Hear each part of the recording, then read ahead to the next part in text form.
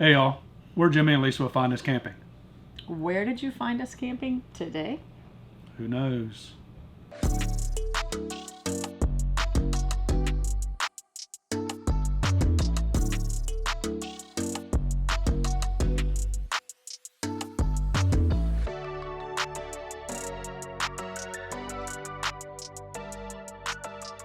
So where did you find us camping? In Elkhart, Indiana. We're up there a lot. We really like Indiana, just because we like the area when it's not winter time, because I don't plan to spend any time up there in the snow and the freezing cold. But as many of you probably know, we are brand ambassadors for Keystone RV Company, and they held their first ever ambassador meetup at the Elkhart 4-H County Fairgrounds. I probably got that all wrong, but it's at the fairgrounds in Elkhart, Indiana. And we were there for 3 days, 2 nights, with some other brand ambassadors. I think there were 6 RVs there in total, so 6 families. We had a good time. We got to hang out with one another, learn everybody else's story, what they're all about. We got to tour the customer service center. And today we get to tour the customer service facility, learn about how they handle customer service and meet all the people in customer service. For Keystone, which is units that they have to take back and work on there.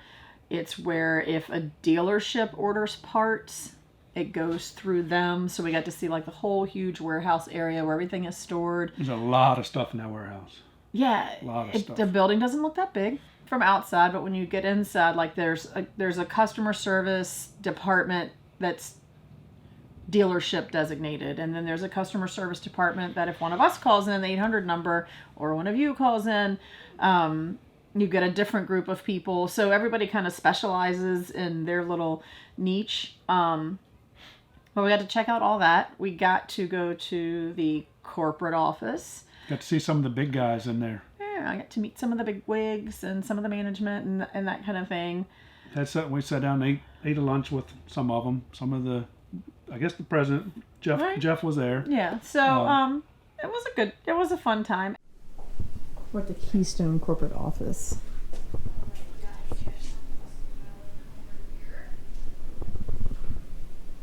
And I believe these were painted by children of employees. And then we all got to break off. Well, you got to go somewhere else first that you really liked.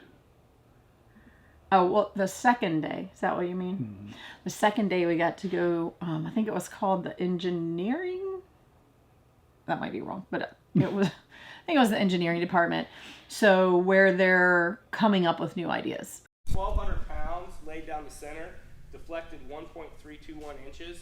It actually completely 100% mimics the stiffness properties of a 3.5 millimeter Lu on top and 2.7 millimeter on the bottom.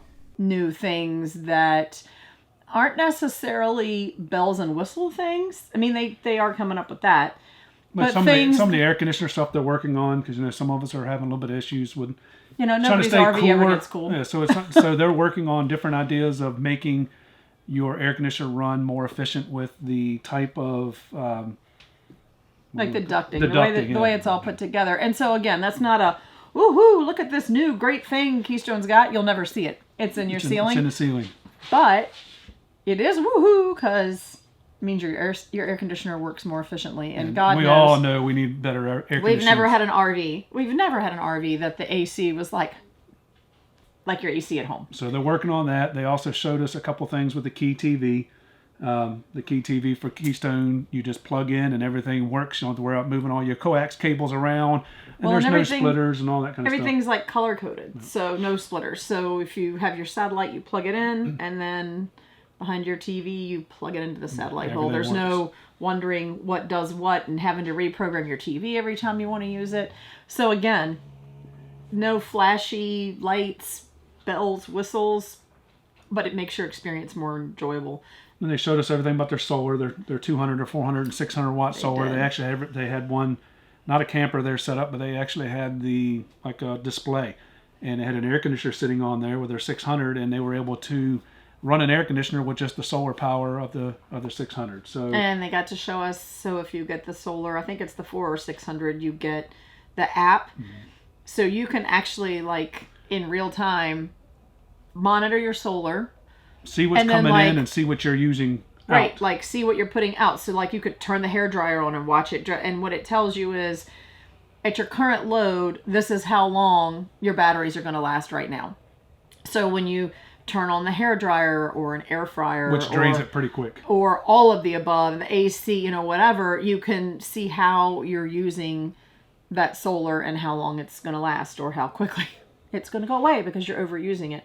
So that was kind of like a geek out session, but it was the pretty whole cool. thing there was pretty geek out session. It was pretty cool though to see, you know, they're not just trying to come up with the fancy ooh ah kind of effect stuff, but the things that as RVers they're trying to make things better for us in the long run, and we really appreciate what they showed us and what they've done in there. You just don't realize sometimes behind closed doors what's going on. You just think you get into your RV and you turn your air conditioner on, you get in here and you turn the lights on. They do tons and tons of research in there. Yep. So it was interesting to talk to the guys behind the research and ask questions.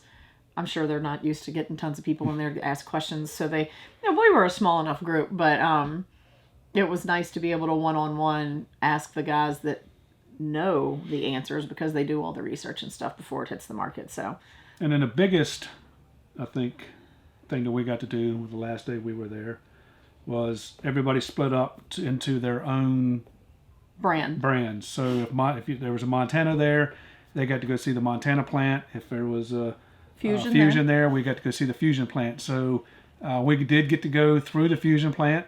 We've been through it a couple times, but this is the first time I think we've been through there without anybody working. Yeah, so normally when you go, different. it's which is interesting too to see it actually happening. But normally when we've been, we're there and the folks are working, so you have to kind of stand back and watch what's going on because they're very quickly working and you don't want to get in their way and slow down their production, but you only kind of get to see it from the sidelines. So this time when we went, it was after hours. It was after everything was slowed down, so we were able to take a complete tour, actually touch things, see things, and the RVs.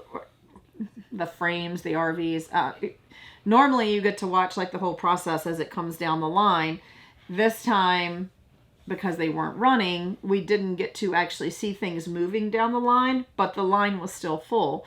So we got to see from start to step 2 to step 3 because all of those pieces were there, and we were able to go up to the second level and look down and like see the roof from the top before, I guess, the framing and the structure of the roof before whatever the roof is made out of. I know, sorry. The trusses and all that. Yeah, the PVC or whatever the roof is made out of. I'm not really good with the technical terms like that. But whatever the cover is, when you get it and you get it home, you can go up on the roof and you can look at it, but you don't ever get to see what's inside of it. So I thought it was cool to be able to go when it's a whole lot slower and you're able to really sit down and look and see what's going on. Stick your head inside the walls.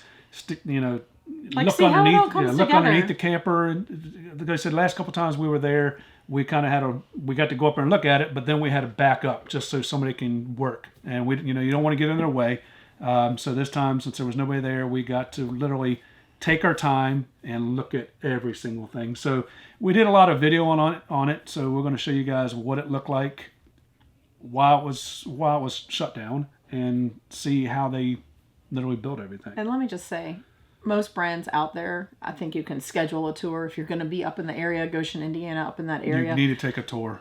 You can contact your manufacturer, and I think just about all of them will let you take a tour. I'm sure you have to schedule a time, but you will appreciate your camper a lot more if you see exactly what goes on to it and see how they build it. Yeah, it's just kind of neat to see that, like, literally they bring it in and turn it upside down, the frame, to do some work, and then they flip it back over to do the rest of the work, and then that's before they put the walls on it. Yeah, and then they put the walls. They put some of the things are like put in place inside before the walls come up because otherwise they wouldn't fit through the door or it would be harder. I don't know. It's just kind of cool to watch. So hang out for a minute. Jimmy's got a cool video. He's going to show you kind of step by step our tour of the factory.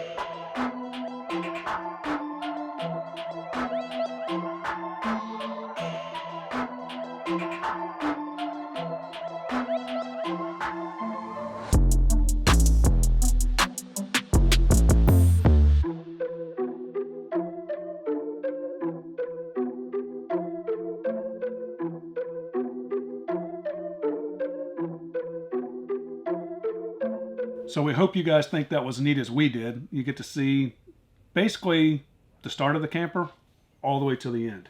A lot of people don't think about it. Like, you watch a house being built if you're driving through a neighborhood or your own personal house being built. You kind of see how it goes together. And when you're in your RV, it kind of seems like it should be a similar process. And I guess in some aspects it is, but it was like it's 14, also very different. It's like 14 or 16 stations, I think, till it gets from the beginning to the end. So we hope you liked that part of it because we really, really enjoyed it. Thank you to Keystone. Yeah, thanks for Keystone the letting us go opportunity. through there and making us a brand ambassador. We do appreciate it. That's basically all we got for this video. So if you guys are liking these, as always, make sure you give us those thumbs up. And if you're really liking them, make sure you subscribe and ring the bell. Ring that bell. So you don't miss the next video. Comment. Let us know. Share it out. If somebody wants to see what it looks like in a Fuzion factory, share it. Not even just a Fuzion factory, any factory, because some people don't know anything about they're all pretty factories. similar the way, I guess different components, but all in all, I think they all kind of go down the line the same way. Maybe not a Class A or something, because I don't know anything about that. We've never toured any of those plants, but maybe we will. Maybe we'll set up one of those and see if we can see a Class A. That'd be fun. All right, guys. Until the next time you find us camping. Safe travels, y'all.